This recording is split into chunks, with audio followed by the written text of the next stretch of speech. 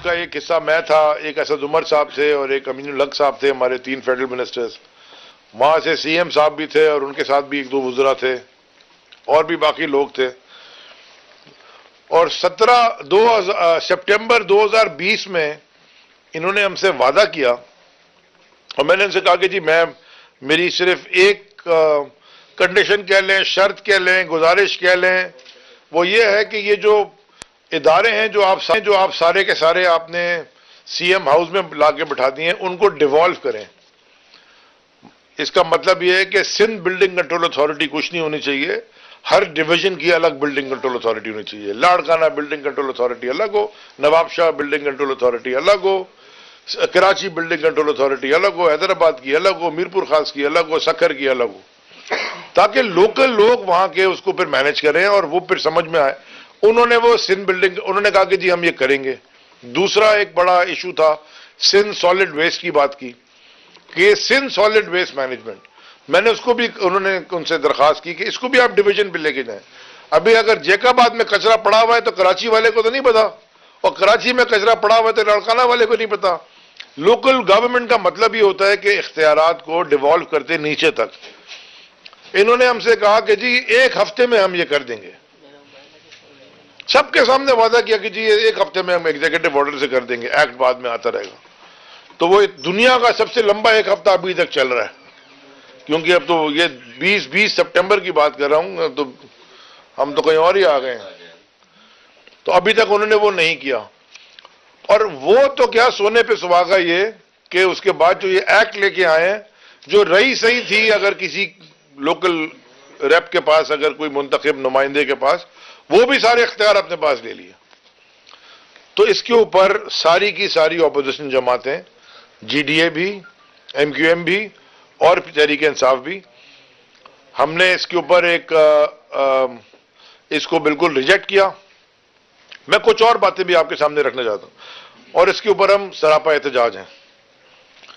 बल्कि मैं ये भी कहना चाहता हूं कि जमात इस्लामी, उनका कोई स्टेक तो नहीं है कराची में इलेक्टोरल पॉलिटिक्स में अभी आज के दौर में, लेकिन उन्होंने भी इसको वो भी अपोज करके बैठे हैं।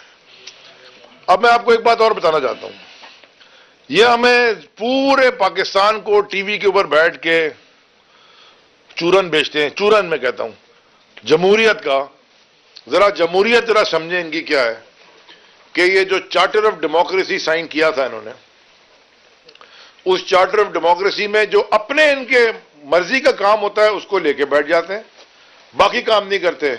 यानी कि ये डिसाइड हुआ था कि public accounts committee national assembly में ऑपोजिशन लीडर के पास होगी और सूबाई असेंबलियों में सूबे के ऑपोजिशन लीडर के पास होगी। अब आपको यह पता होना चाहिए कि नेशनल असेंबली की बहुत सारी कमिटीज में पीपल्स पार्टी के भी और नून लीग के भी मेंबर भी हैं और चेयरमैन भी हैं कुछ। यानी कि ये बिलावल जरदारी साहब ह्यूमन राइट्स कमेटी के चेयरमैन हैं नेशनल असेंबली की, और मेरे बड़े अच्छे दोस्त हैं आमिर मक्सी साहब, वो पीपीपी के टिकट पर इलेक्ट हुए, वो हमारी मैरीटाइम की कमेटी के वो चेयरमैन है। हम बैठते हैं बातें, उसमें वो कादिर पटेल जैसा आदमी भी बैठा हुआ है जिसके ऊपर उज़ैर बलोच की जेआईटी में कितनी चीजें लिखी हुई हैं, तो वो भी वो है मेंबर।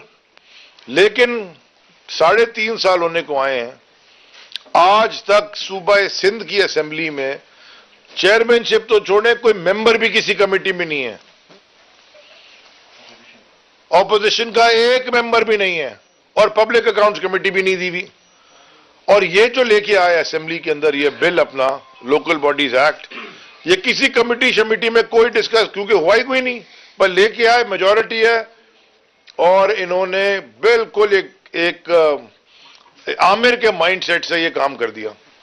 इसलिए मैं अब हम सारों का ये एक मुत्तफिक राय है और ये मैं आपको बताना चाहता हूं। अच्छा एक बात और, अगर ये तो ये हो ना कि हालात बहुत अच्छे की होते, बोलते चलो जी चांस दे दो, कचरा इनसे नहीं उठता, फेडरल गवर्नमेंट के इदारे उठाते हैं, नाले इनसे नहीं बनते, वो फेडरल गवर्नमेंट के इदारे बनाते हैं, सर्कुलर रेलवे इनसे नहीं चलती, वो फेडरल गवर्नमेंट आके बना रही है, पानी का आपका निजाम इनसे नहीं चलता, वो बना रहे। एक 14 साल में मुझे बता दें कोई वो मोटरवे, कोई रोड, वो सेंट्रल गवर्नमेंट बनाना है। अगर सारे काम ही फेडरल गवर्नमेंट ने करने हैं, और ये भी आपको बताना चाहिए कि पिछले 10 साल में मेरे ख्याल में पीएफसी तो उन्होंने किया ही नहीं है 14 साल से, 2006 से आज तक पीएफसी हुआ ही नहीं है।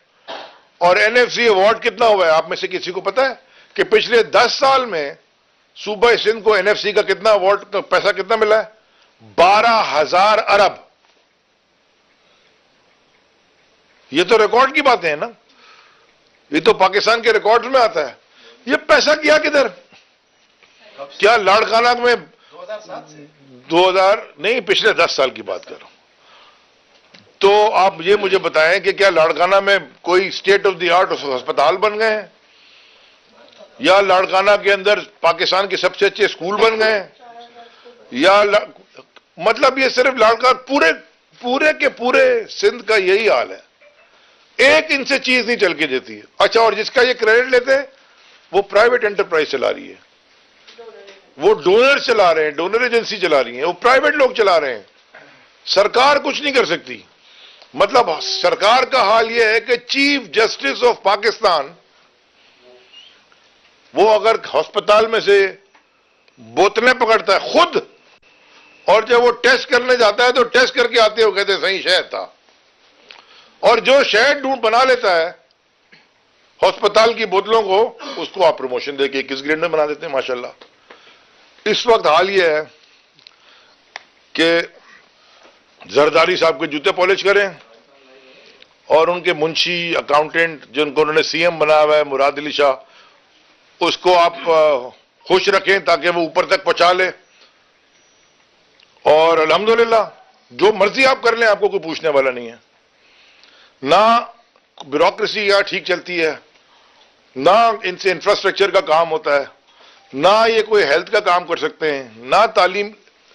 मैं पूछना चाहता हूं 14 साल में कोई बड़ा मुझे मंसूबा बता दें कि जी ये सिंध हुकूमत ने किया। नाला बता दें चले, तो ये नाला बनाया हमने सही, जीरो। अब ये वक्त जो है ना, एक और चीज आखिरी, जब तक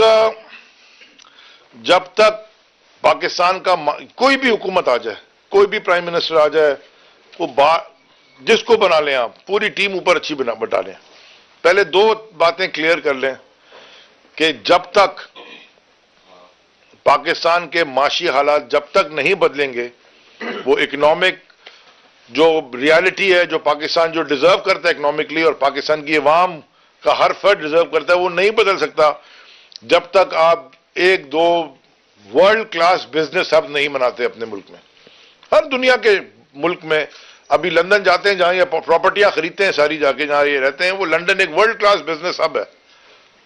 इसी तरह अमेरिका में न्यूयॉर्क हो गया, या लॉस एंजलिस हो गया, या शिकागो हो गया, हमारे खित्ते में दुबई हो गया, हमारे सामने बन गया, वो भी इन्हीं के पैसों से बना हुआ है, या आपके पैसों से बना हुआ है, आप सबके और मेरे और इनके, हम सबके पैसे तो वही हैं, लेकिन लगाया इन्होंने वहां पे जाके, वो भी वर्ल्ड क्लास बिजनेस हब बन गया। हिंदुस्तान में भी बन गए। अगर आपने कोई वर्ल्ड क्लास बिजनेस हब नहीं बनाया, ये पाइप ड्रीम है, ये वो कभी कंप्लीट नहीं हो सकती आपकी ये माशी हालात। और कौन बनाएगा, कहां बनेगा? आपके पास हमारे सूबे सिंध का एक बड़ा शहर है कराची, जिसमें दो आपके पास बड़े पोर्ट्स हैं, सारे पाकिस्तान का उधर बिजनेसमैन माइंड सब कुछ उधर बैठा है। उसको सिस्टमैटिकली इन्होंने तबाह किया। मैं तो ये समझता था।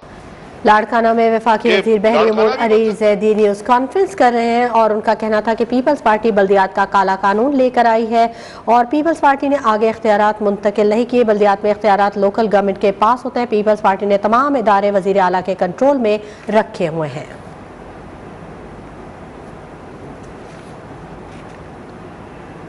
लाड़काना में वफाकी वजीर बहरी उमूर अली जैदी न्यूज़ कॉन्फ्रेंस करें, कड़ी तनकीद की उन्होंने पीपल्स पार्टी की हुकूमत पर। उन्होंने कहा कि सिंध गवर्नमेंट बल्दियात का काला कानून लेकर आई है, और बल्दियात में इख्तियारात लोकल गवर्नमेंट के पास होते हैं। सिंध को मिलने वाला 12,000 अरब रुपया कहाँ गया? उन्होंने कहा कि सिंध में तमाम काम विफाक कर रहा है।